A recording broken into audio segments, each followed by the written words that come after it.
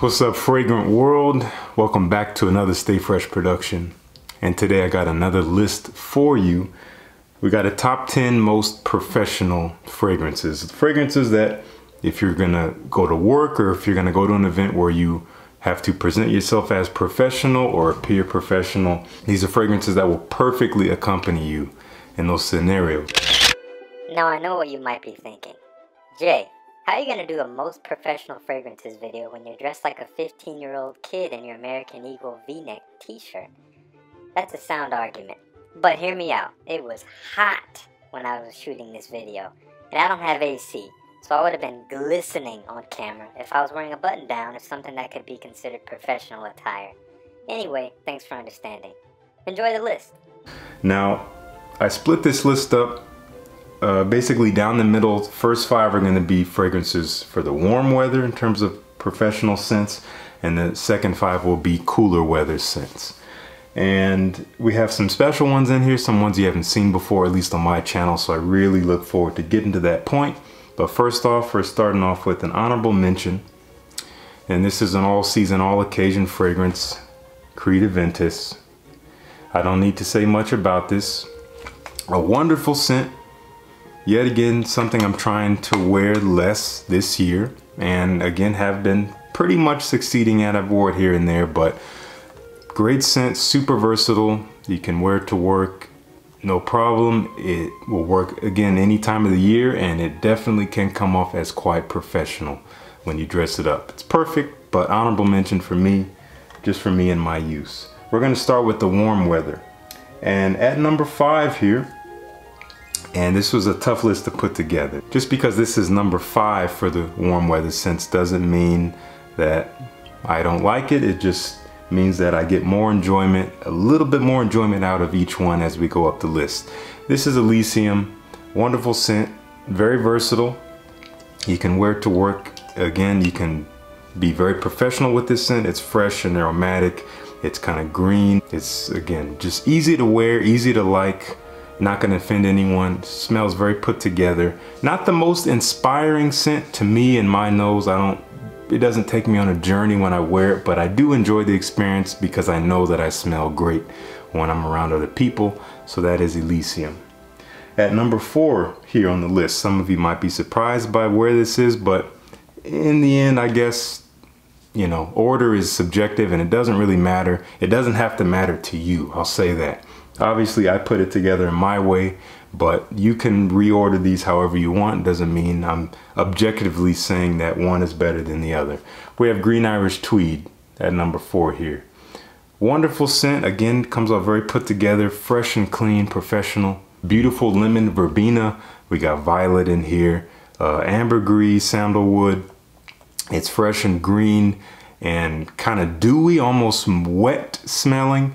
But it does have this beautiful creaminess as it dries down from that sandalwood, and the ambergris adds a nice musky, almost salty nature. It's that, you know, typical Creed DNA.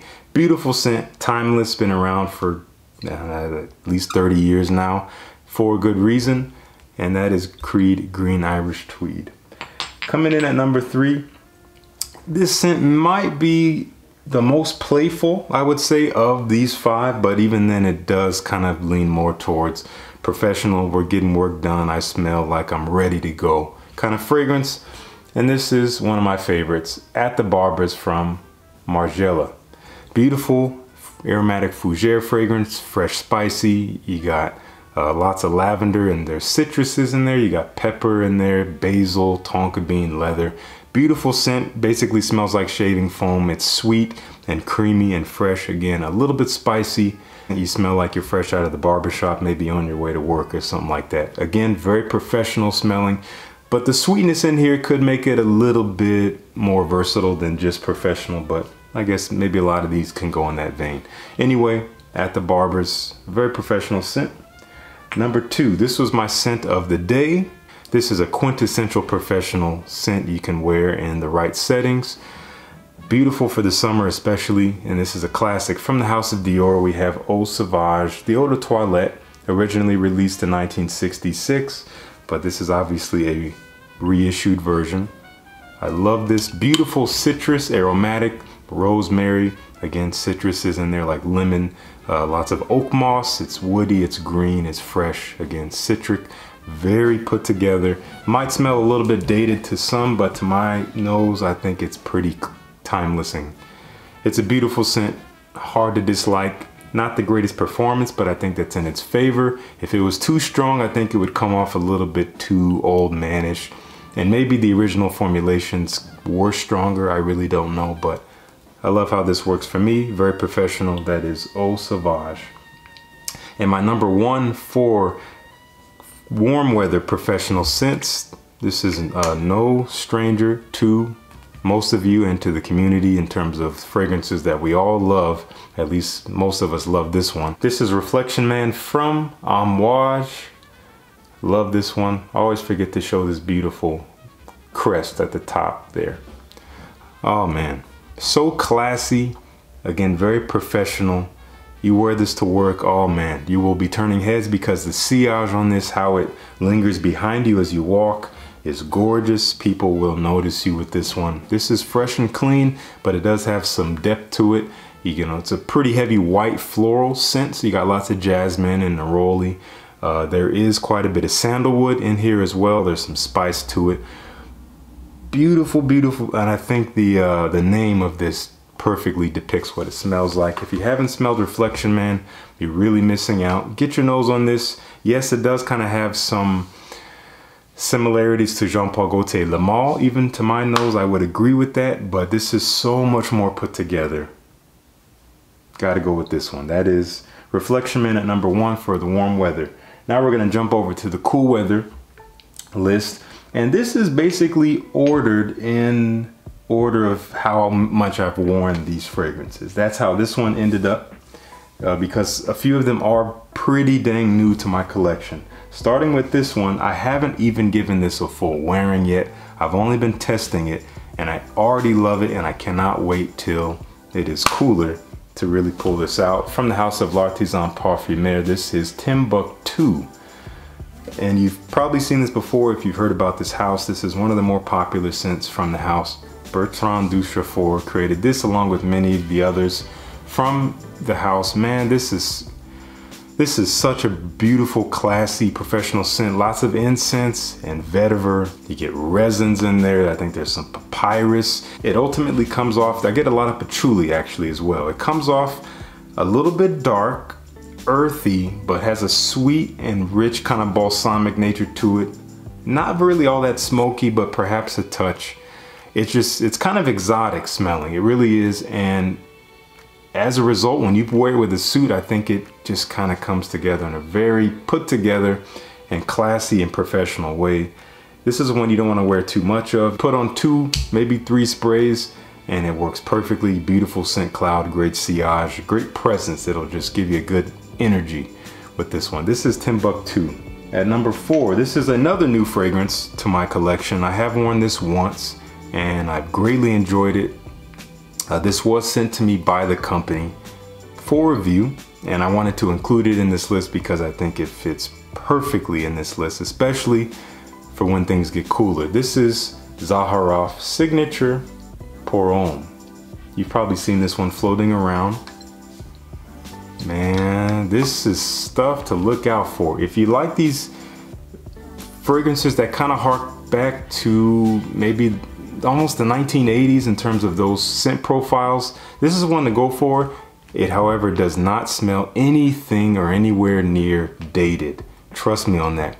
But it is kind of in the vein of your classic men's aromatic fougere territory. Lots of lavender in here. That's one of the main players.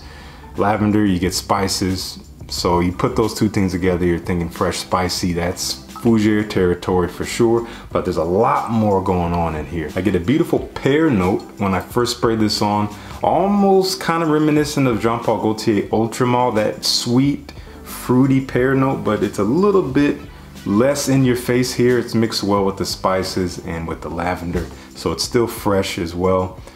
I love the pear note that it has a really unique nuance to the fougere that you don't really see. Now, as it starts to dry, you got oud in here, you got some cedar wood, so you get this dryness to the scent, a dry woodiness but I think there's also some sandalwood, so it stays a little bit creamy. And you also have a little bit of a resinous nature. You got some myrrh in there. Man, I'm still getting to know this fragrance. I've given it one wear, but again, I think this is something that does a little bit better in the cooler weather. And it's really hot where I am now, so I haven't been able to get much use out of it. I managed to sneak one full wearing in on a day when it wasn't too bad, but I don't see myself being able to fully wear this comfortably anytime really soon.